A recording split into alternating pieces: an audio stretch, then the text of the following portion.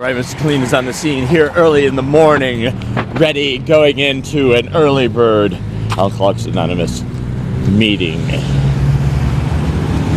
Personalities rather than attraction, or something. Promotion rather than attraction. Yes! Everything you want to see for the Mr. Clean Show. Anyway, this is show number 100 and something, and I've got some pieces of the drone protester legal briefing. Unfortunately, I was forced to use cell phones because Lauren at the studio and Time Warner are being difficult with checking out equipment, and that's the whole purpose for existing. And so I'm reduced to cell phone footage. But I do have a piece from my friend Austin, who directed a Obamacare, well, the people call it Obamacare, but it's really Affordable Care Act protest or rally or whatever you might want to call it. And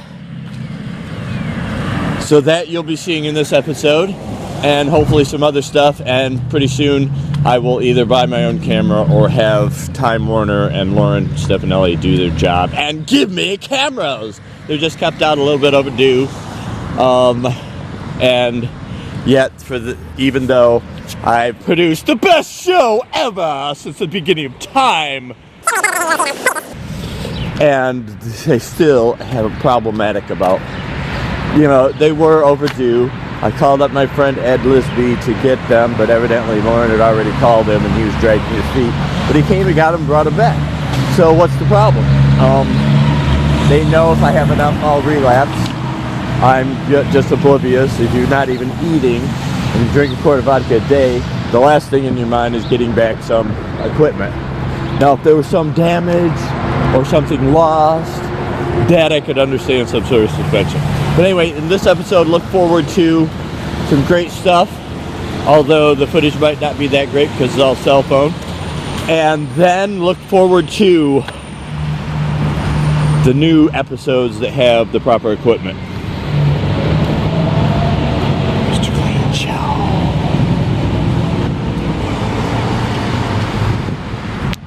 Mr. Clean is on the scene, here to talk about the trial thing going on this Tuesday. Although it may be a week after, because this will air a week later. Everything you want to see. When is that again? From the CBS. At where? Clinton and Meadow. Clinton and Meadow. 10 o'clock. We'll see you there Saturday. Every Saturday. Every Saturday. Rain, shine, snow, 0 degrees, all of that. First of all, thanks for coming out, and thanks for being here on short notice. And we have a small crowd today because I didn't get to do the publicity I've hoped over the last 2 weeks, but this is a great crowd. Just to help save some money, what we'd like to do is maybe end early and put all the chairs away quickly. So if we could do this, everybody take maybe 10 or 15 minutes to share, and then we'll end maybe in an hour. We have Brian Hines arriving shortly. He's hopefully going to be with us by 2:30. And then the other thing is we need to pass a basket or somebody's hat. Is there a hat? Anybody have a hat that they can? And then Zan will be the money person. She's okay. Zan, I'll let you. Oops, sorry. So we can do it now. We can pass the hat now, and then we'll do it again at the end for those that may have come later. So we'll be hearing from James. Why are you passing the hat? What's it like to pay for the room? Okay, to pay for the, They're getting some funds, so I'll just do the intro that this is talking about the drone trial, drone protesters trial. James, raise your hand. It's one of the co-defendants for James is one of the big books drone action of the Syracuse Hancock Air Base. And then Daniel Burns, you want to put that camera on? No, they don't see. Okay. So Dan is also one of the 5, and then Brian Hines, who will join us, is also one of the 5 co-defendants. And then we will also hear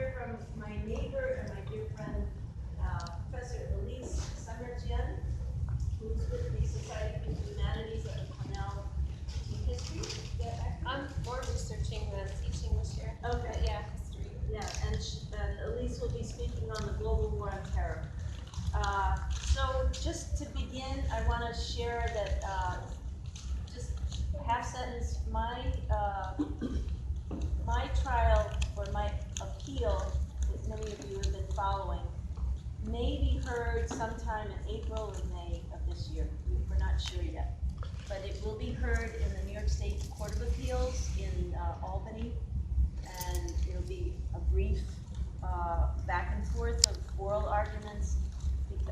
This is going to be in front of a panel of judges. They will have read the court case, and basically the points of the appeal are that the order protections that have been taken out against over 50 people now, people who have gone to the drone base. These orders of protection are being used by the colonels of the military base to shut down our First Amendment right.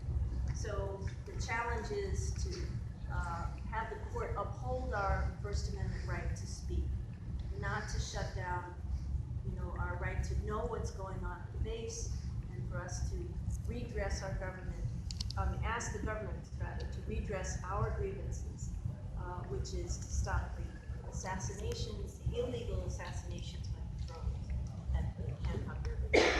So I wanted to read the press release from Ed CleanN, and I can't open my email. Are you able to do that, Ellen, real quick? I'm going to look, give me one more second, and I may find it here. I had it open before, and now it's, this is a terrible thing.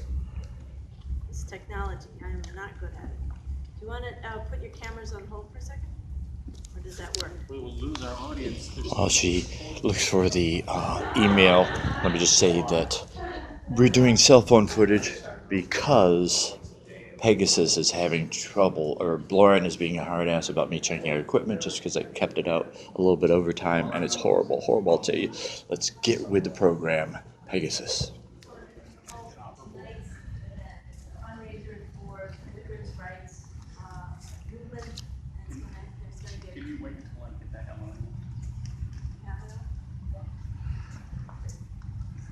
So the event tonight is going to be at Unitarian Church from 6 to 8 p.m. And the suggested donation is 10 to 20. And Natalia Serna, also called La Luna, will be playing this evening at the Unitarian Church. What's it a fundraiser for? It's a fundraiser for the immigrants, to protect the rights of immigrants and refugees. There's a new immigrant rights coalition. There's a new, and it's for the work of that, which is partly to create a network to support the undocumented immigrants. So, just to move forward quickly, I have a press release from Ed CleanN, and it reads, the five defendants face DeWitt Town Court jury, 5 p.m. Tuesday, and all of you, including folks on Facebook and others that are watching, are invited to come up to DeWitt Town Court in Syracuse for the Big Book's anti-weaponized drone action. So it's February 28th, it's Tuesday at 5 p.m. And if you'd like a ride, who can I have them call? Who would like to help coordinate rides? Ellen? I can do that if they want. Okay, so the phone number for Ellen is 279-8303 if you're in the Ithaca area. Crystal messaged her on Facebook. Okay. And then she'll be about. That's right. So on March 19, 2015, on the 12th anniversary of the U.S. invasion of Iraq, 7 members of the Upstate Drone Action Coalition were arrested at Hancock Air Base outside of Syracuse, New York. They were nonviolently protesting Hancock's lethal and illegal use of MQ-9 Reaper drones over Afghanistan and elsewhere. The 7 deployed huge 7x4 feet replicas of 4 books across the main entrance of Hancock Air Base, the home of the 174th Attack Wing of the New York State National Guard, a major hunter-killer Reaper drone hub. The books included the UN Charter Jeremy Scahill's Dirty Wars, the NYU and Stanford Law Schools, their study called Living Under Drones, and then the Human Rights Report from Reprieve called You Never Die Twice. And so these books were huge. I wish we had a photo. Maybe we can pull that up on the phone. 5 of the 7 are charged with obstruction or obstructing governmental administration. And that's a misdemeanor requiring a jury and carrying a maximum of 1 year sentence, trespass, and 2 counts of disorderly conduct. They're being tried in Judge David Gideon's DeWitt Town Court in, let's see, it's 5400 Butternut Drive, East Syracuse. So the 5 that are going to trial this Tuesday are Daniel Burns, Brian Hines, Ed Canan of Syracuse. Brian is from the Bronx. Ed Canan is of Syracuse. Father Bill Pickard from Scranton. James Ricks of Ithaca. So originally scheduled for trial in late November 2016, the trial was postponed until this coming Tuesday, so that a new jury pool could be called in order to assure jury of his peers to Ricks, a black Muslim. Defendant Daniel Burns stated, "Drone warfare kills many innocents, including children. As a father of 3 beautiful children, I am morally obligated to try and stop drone warfare. People of conscience must do everything in our power to stop such violations of human rights and international law." All right. Here at Cornell, and now I'm ready to do some video editing. I think we just saw the coverage of the drone protesters and their talk as they prepare to go up. Actually, they're there now, undergoing trial. I would have liked to have covered it, but unfortunately, Pegasus does not provide camera people, or even now cameras, Lauren. So we need to start providing that right away. Yes. All right, so with that, we're gonna open up with James. Okay. Me and that Mary Ann kind of went into the jury of our peers issue. I had something here that Ed Canane sent me also. He's everywhere, that guy Ed.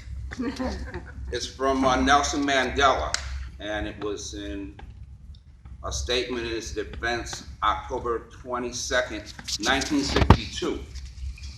Because we were kind of, deciding how far we wanted to carry pushing this jury of our peers issue. Ed sent this. "Why is it that in this courtroom I am facing a white magistrate, confronted by a white prosecutor, escorted by white orderlies? Can anybody honestly and seriously suggest that in this type of atmosphere the scales of justice are evenly balanced? Why is it that no African in the history of this country has ever had the honor of being tried by his own kind, by his own flesh and blood? I am a black man in a white man's court. This should not be." Okay, I'm sure that his situation was a lot more stark. I heard the prosecutor in a teleconference with the judge and our lawyers say that case law indicated that as long as the jury was picked indiscriminately, that there is no objection about it not satisfying having a jury of someone's peers. And I tried to interject, but my lawyer, I kind of let speak for myself, but I thought in a population where 90% of the people are not your peers and maybe 10% are, if you throw those names in a bag and pick it out, sure, as the dominant demographic in that situation, you're going to get a jury your peers. It would be astronomically against that not happening, and it would be astronomically as unbelievable if in that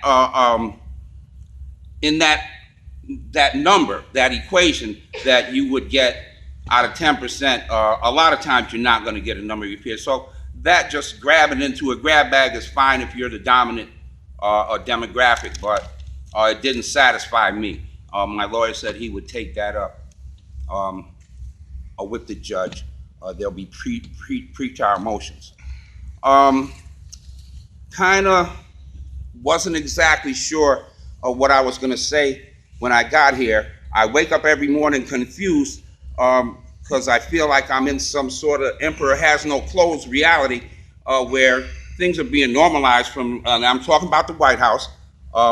It's surreal. It's very confusing to me to sit there and try to, I wonder why people would try to normalize and this man who is, you know, I don't care what his policy is, his personality is reprehensible. For him to sit there, it's very confusing to me. I saw an online tape of people here in Ithaca at Tom Reed's office. I watched it and they were asking him questions, and he's pretty slippery. I thought he was pretty slippery, he smiled, and he was kind of responding to people's questions. But somebody asked him a question about breaking a treaty out at Standing Rock. You know, should these treaties have been broken? And he went on about how we need fossil fuels and we need renewable fuels. And then he said, if any treaties have been broken, you know, there will be financial compensation. I was expecting somebody to reach across and smack him in his face. War crimes and, what am I trying to think of? I'm sorry. International law being broken, war crimes being committed at that base at Hancock. I got kind of tied into it because it was a policy that was issued by, at the top, Barack Obama, and I had never voted in my life until I voted for Barack Obama. I went to a drone meeting at Todd Salary, then they'll have to pay in compensation. It was troubling. You know, it was troubling to hear him say that. A lot of things have been troubling me. We have a trial coming up on Tuesday. Marianne, can I have some of that water? I'm like, Yeah, sure. okay, thank you. We have a trial coming up Tuesday. Thank you. You're welcome. Just, it's one, so similar to when we walked from Ithaca up to Hancock to protest drone illegal war crimes and what am I trying to think of? I'm sorry. International law being broken, war crimes being committed at that base at Hancock. I got kind of tied into it because it was a policy that was issued by, at the top, Barack Obama, and I had never voted in my life until I voted for Barack Obama.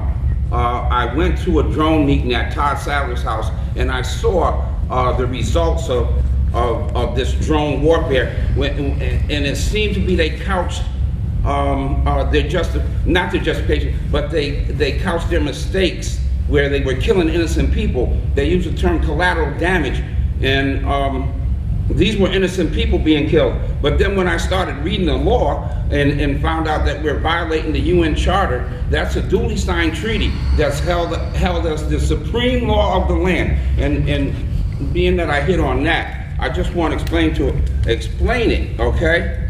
In Article 6, Section 2, it says the Constitution and the laws of the United States, which shall be made pursuant thereof, and all treaties made or which shall be made under the authority of the United States shall be the supreme law of the land, and judges in every state shall be bound thereby. Anything in the Constitution or laws of any state to the contrary, notwithstanding. That's pretty clear to me. You know, this is the law. Anything that contradicts this is not even to be considered.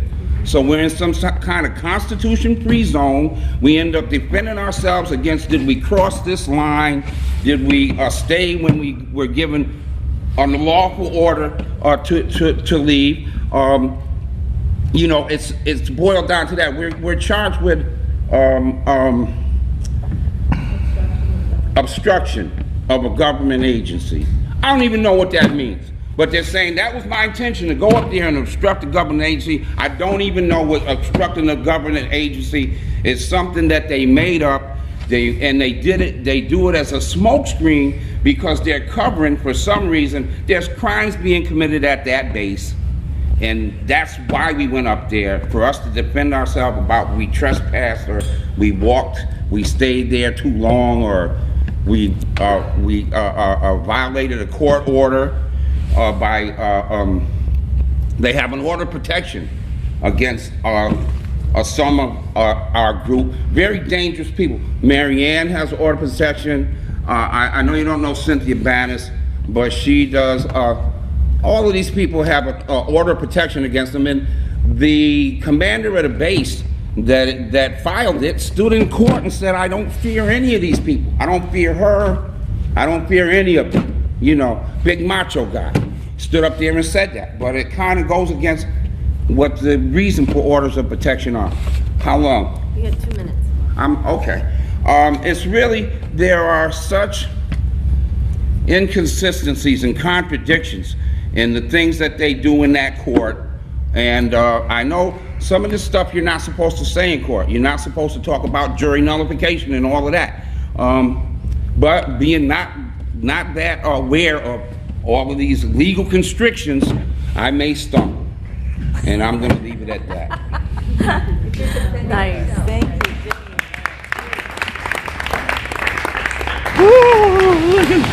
Oh, it feels like I'm falling. Oh, I'm afraid of heights. Look, here is where the students will throw themselves off of the gorge because they didn't get an A or something. The difference in cultures, whereas I was in college, I was ready to chop the fucking professor's head off if they didn't give me an A because I know I earned it. But that's the different viewpoint.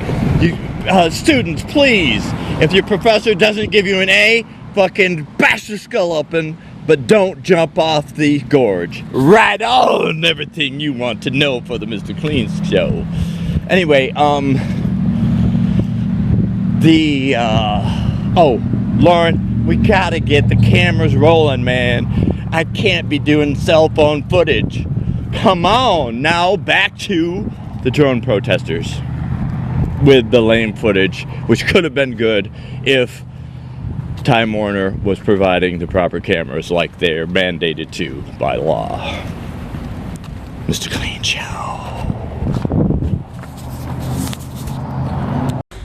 Daniel, would you like to go now? I can go now, sure. I don't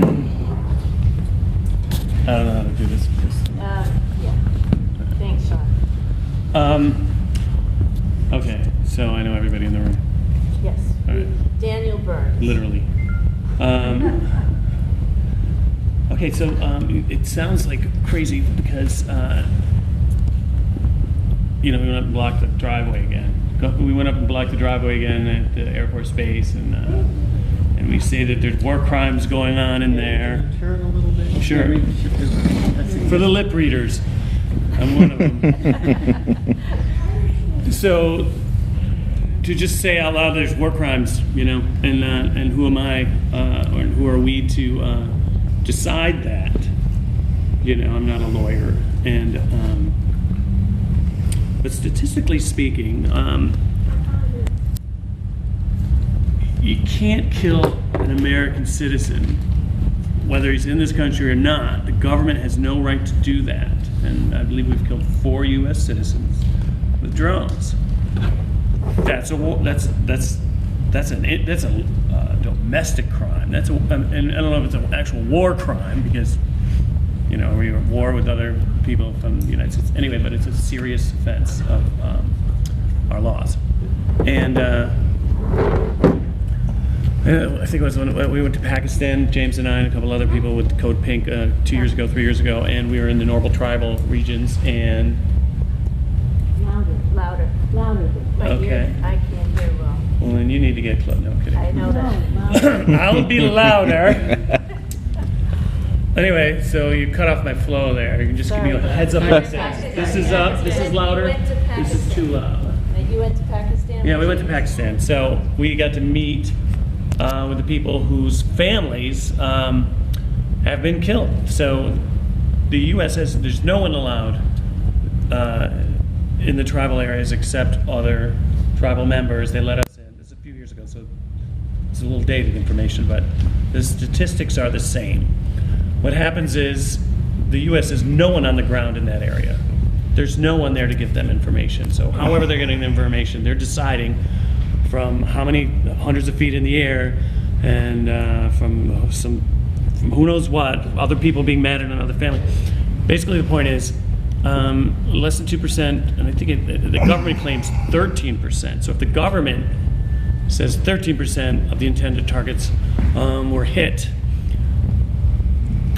you know it's a lot worse than that. So what I got from when I was there and the studies that were done were less than 2% of the intended targets. So anybody who's a male who is with the so-called target and is killed is automatically labeled as a militant, and they don't count. We can't count the women because the culture there is they don't discuss their women.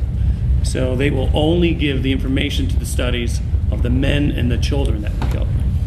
And so for me to come up and say there's a war crime being committed at Hancock Air Force Base, you know, there's the information's out there if you choose to look at it. And there is the other 98% being killed can't all be terrorists, can't all be, unless they're family members. You know, their wives, children, or just, it's the wrong person they're going after. You know, I mean, and what happens is we're killing innocent people, and they are not a threat to the United States, and we're attacking not in self-defense, and they're doing it from Hancock. So, killing American citizens who are abroad, who are suspected terrorists, they get a court date. That's it. The amount of civilian casualties, they knowingly they knowingly run the sorties out of Hancock and other bases around the country, knowing there's going to be a high percentage of civilian casualties. And that doesn't have to be a war crime, and it just has to be stopped. So we stood in front of the driveway. We had these big signs, big books, you know, it's part of the American history, American culture. Yeah, go ahead. Yeah, you can go play. All right, yeah. I'm doing something. Wait. Say hi to Uncle Joe. Oh, where's the trash can? Oh, in the hallway. Anyway, so a bit of theater with the big books, and the object is to, now we can take those books, the actual books, into the courtroom and read from them, because they're it was intentionally done so they could be evidence. Yeah. And if we have a jury, and they get to hear us speak, we might get to them, and we might not. You know, the judge is not going to allow us to say what is normally seen as a crime is not when done to prevent a greater harm, which that's almost verbatim on New York state law, jury nullification. But he won't let us say that, or he won't let the lawyers say that, I should say.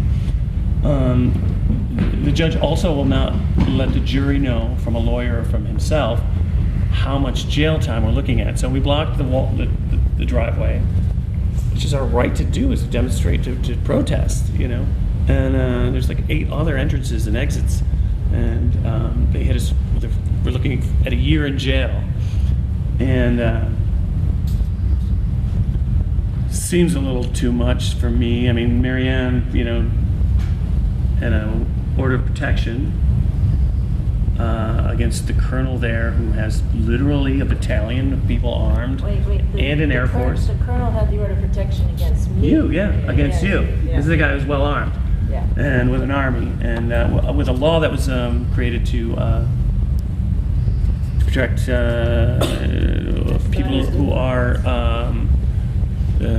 battered women, victims of domestic Or battered men. That's true. Anyway, so then Mary Ann went there, whatever reason, and and apparently scared the colonel, and they gave her a year in jail. So, so we're looking at a year in jail for blocking the driveway, which, we're protesting, and so, I could see 15 days in jail, like a violation trespass or whatever. I mean, and they said it was a lawful order, but we can argue that with the Constitution. Problem is the judges usually don't allow it. A lawyer to say it anyway. So, but if so it was without a jury, it's the judge, and he's going to do what he's going to do, he or she, in this case a he. But with a jury, there might be people there who are a little upset the way things are going and have been going, and it's their opportunity to do their civic duty, and just need one of them to say I refuse to convict. Plus, we're not lawyers, so they might accidentally hear us say things like, you don't have to follow the judge's rules, you can go by your conscience. That's why you're here.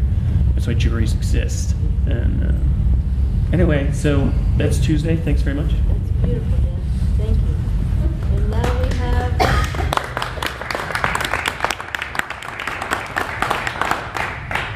We'll have Elise next. Art at Gimme Coffee.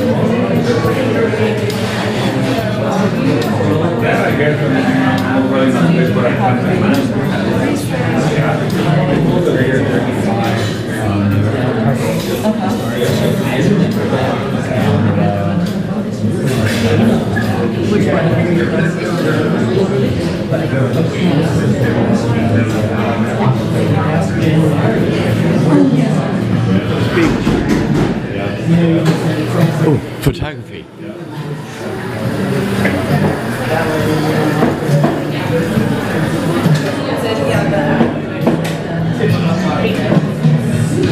Oh, I don't want to cut in front of all those people. All right. Everything you want to see.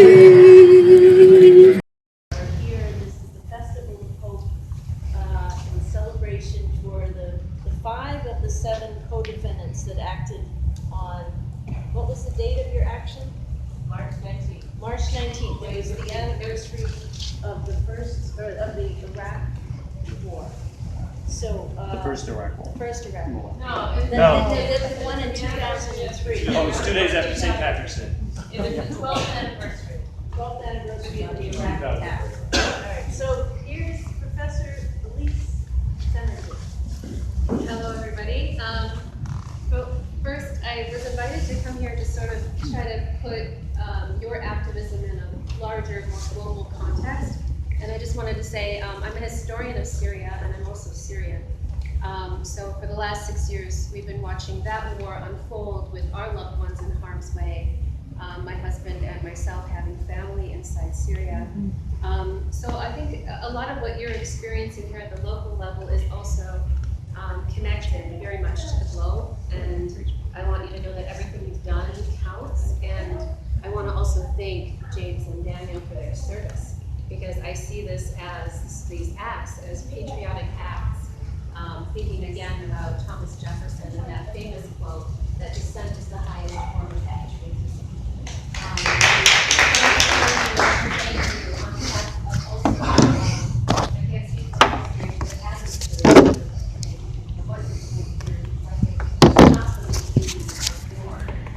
Because it will go on forever. There is no end to cyclists, and I think you know that. I mean, just you reading what you already know, you seem like a really well-educated coach. But some of what I was hearing from Daniel and James reminded me a lot of the same concerns I have as someone who teaches conflict in the Middle East, someone who experiences it in all sorts of indirect ways, being connected to people who are in harm's way. I mean, what we're talking about here is the way in which the rule of law has been suspended. And there's a name for that. We call it lawfare. Lawfare. And so the idea that law can be turned and twisted, we saw that with things like extraordinary rendition, new terms being smithed to describe torture, which is good old-fashioned torture, same techniques that have been used since the medieval period. But we can also talk about things like extrajudicial killing, which is what you're describing here, and that's what drones do. They kill people outside.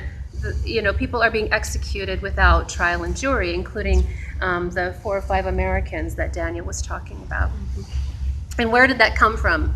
As historians, we always try to find these moments and go back in time and find, extrajudicial killing was something that George W. Bush condemned, okay? If you go all the way back to when Israel began using it in Gaza and the West Bank during the Al-Aqsa Intifada in 2000, that was something the United States actually stood against.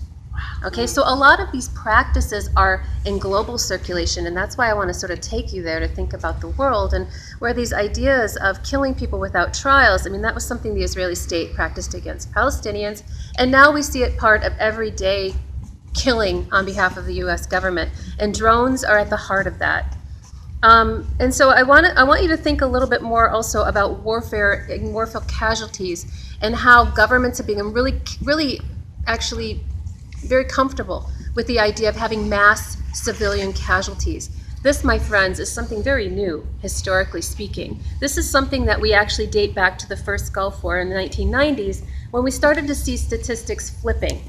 Okay, so UNICEF, for example, tells us the casualties from Hiroshima, but I think also she's looking at the amount of soldiers that died. If you think about World War II, 405,000 or so soldiers died in World War II. That's just American soldiers. Vietnam, 90,000 soldiers died. And again, if you go back to troops in Afghanistan, we're talking about 2,300. So the proportionality, I think, is something she's looking at, civilian to troops. And it's UNICEF has cited it too, that these basically casualties are the civilians are the targets of warfare now. And that's kind of a sort of a shift in thinking about civilians in general.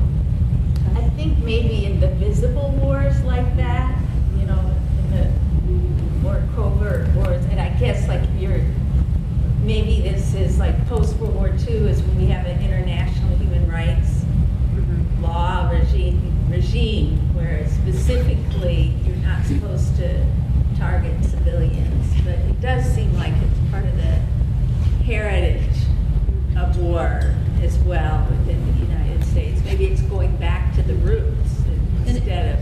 And rather than thinking in these numbers, because I know the numbers also dehumanize when we're just talking about statistics and percentages. We're not talking about, this actual person. But I think there are a lot of ways in which warfare is working that just aren't visible to us right now. Yeah. So, for example, the sanctions regime in Iraq from 1991 until 2003, that killed 1 million people. The sanctions regime killed 1 million people. You can go back and look at Harper's Magazine had an article on basically this kind of this warfare through sanctions and a kind of a Cold War, she called it, I think, of sanctions.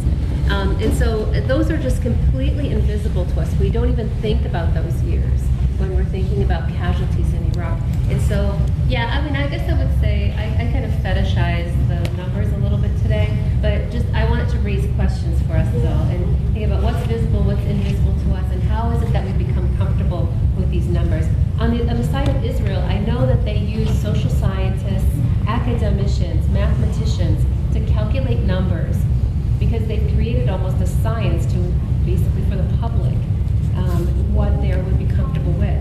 So people clearly are comfortable with 25% of the casualties being children, okay? But what if it were 75%? That might produce outrage. So there's actually social scientists that study public opinion and calculate by the numbers, it's like murder by numbers, what we're comfortable with. And we've shown as a public, and I'm not talking about us specifically in this room, but as a public in the American context, we're comfortable with this amount of death.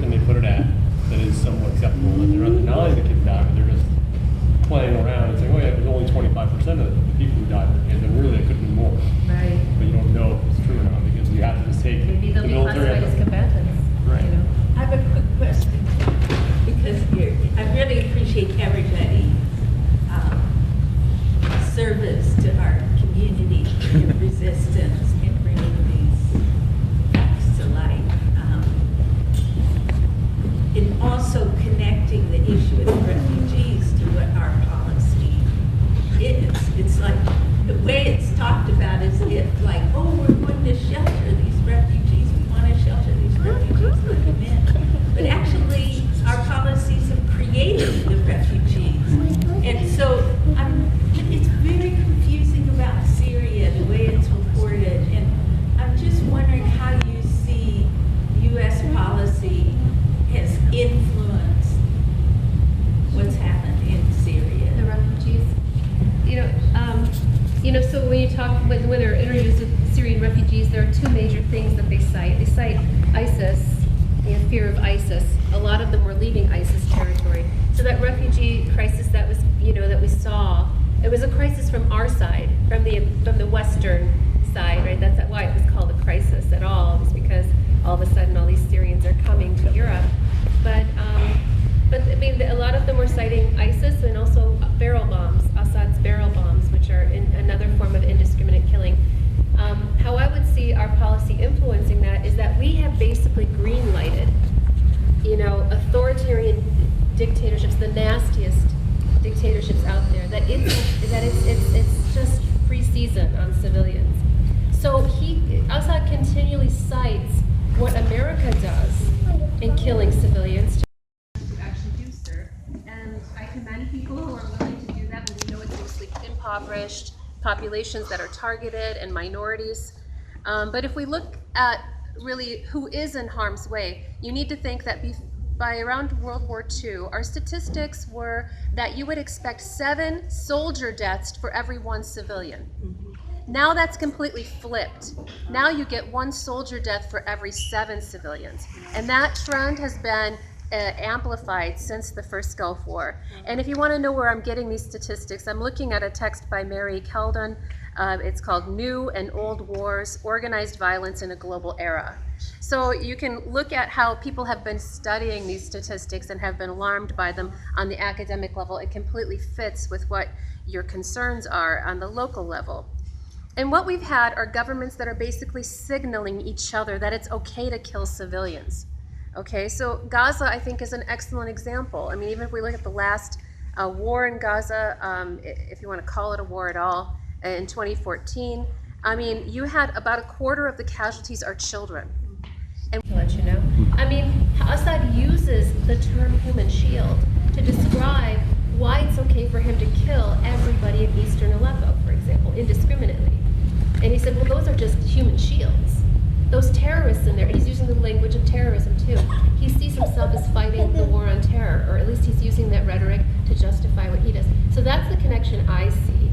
Now, is the United States in there kind of killing Syrian civilians? I mean, they are killing Syrian civilians when they're targeting ISIS and when they use dirty weapons that are going to kill generations of Syrians or cause horrible birth defects. But the United States has been involved in funding militias. And there are 1,000 militias in Syria right now. So the United States is funding its militias, and I think as of last week, the Trump administration announced that they're going to stop the financing. It was on Reuters last week. But still, like, the war is going to be there for a good long while, and the United States did its share, along with, there's 14 countries involved in the war in Syria. So, they did their share to create chaos and sow chaos. And we know that chaos is also part of how the United States fights covertly and always has fought covertly in the Middle East. So, Shocked up. Wow, it's 3:29. Thank you, James, for the time check. Claire, did you have your hand up? No, I thought that James's remarks dovetailed with, that this idea of the treaties James was talking about, this value that people take their land as their ancestors and their family members, and to put a dollar sign on it. And so it just came up again as you were speaking. I mean, it's the same thing. I think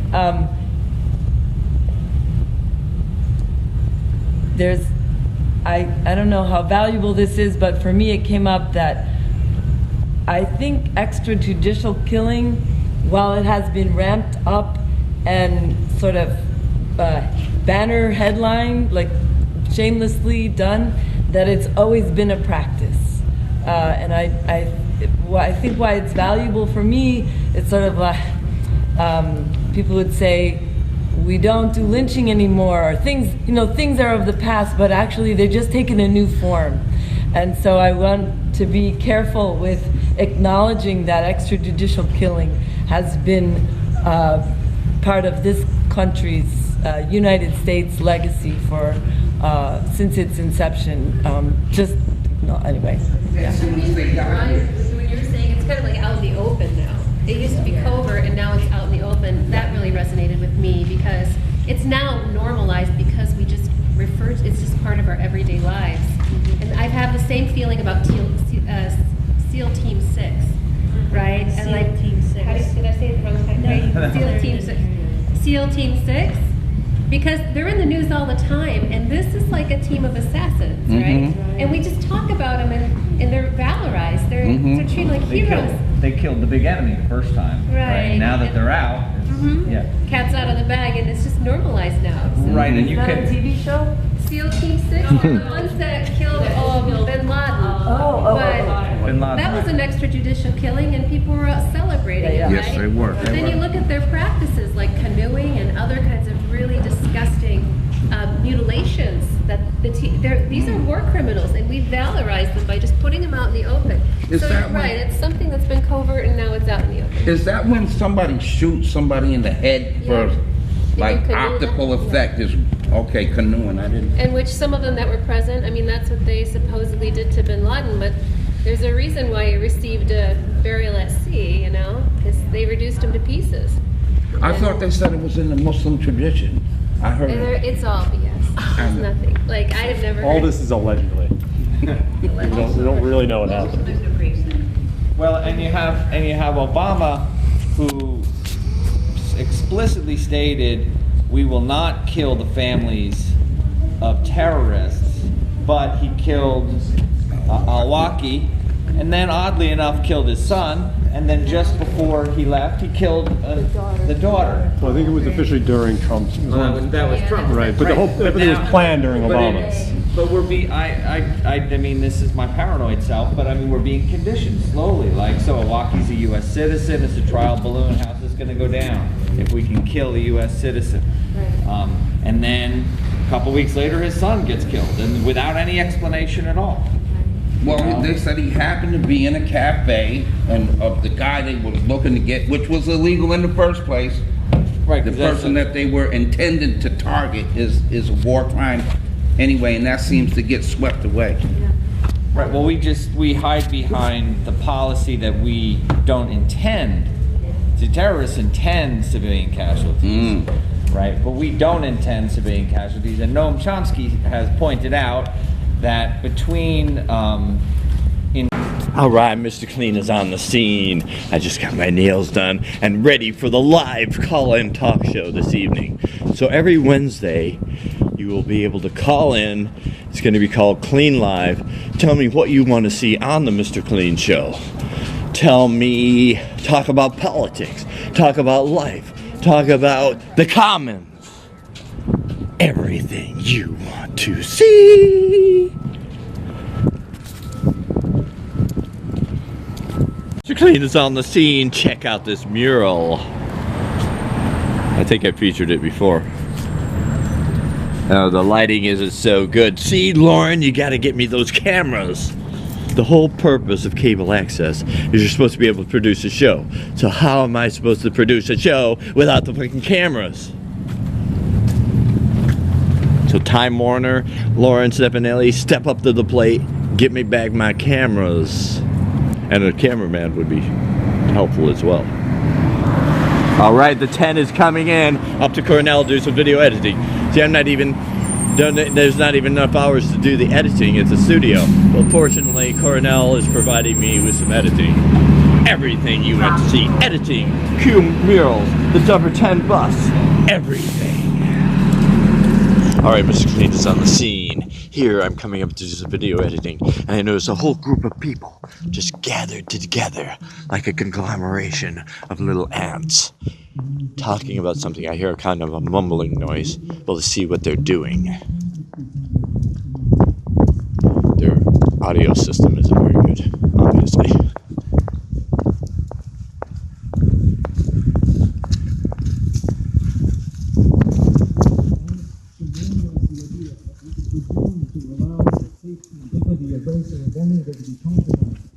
This is a crisis as people from our community are effectively prevented from travel, even domestically with fear of harassment by federal agents in airports. Those are people who are separated indefinitely from their family members in their home countries. This is a crisis in which many people who have been studying and working here legally fear that their status may be revoked by the next executive order, and other groups that have existed and played important roles for many years in our social structure who without documentation live in fear of federal agents who may arrive at any moment. Do not make a mistake. This is a systematic application of oppression and dehumanization. And due to a strongly international population of this university, it is a primary locus of vulnerability, and that is why we're standing here today. All right, turns out to be a good cause. Our county legislature just last week passed a resolution that the responsibilities of our local law enforcement to remain within the boundaries of their legal mandate, not to inquire routinely as to immigration status or do the work of federal immigration agents. When I was looking at the language of the document, I refreshed myself on the definition of terrorism. And when I looked at that definition, in light of the policies that have been rolled out right now, it gives me cause to think deeply. Terrorism is the application, the use of intimidation or violence on civilian populations. Can I pet you? No. For achieve the political end. At this time, the political leaders of our country are engaged in promoting and encouraging hatred and division. The audio wasn't very good. I would stay and cover that more. And plus, I don't have cameras, Lauren, and this cell phone footage doubly messed up the sound. So the audio wasn't there. But if I had a good Pegasus television camera, I could have covered that event. All because these weasels don't have cameras. I put it out a little overdue.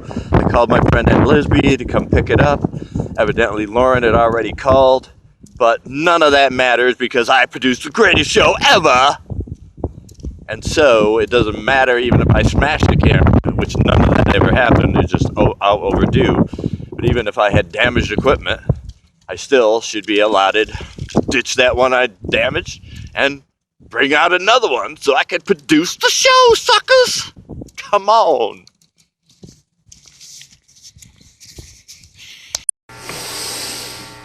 Yeah!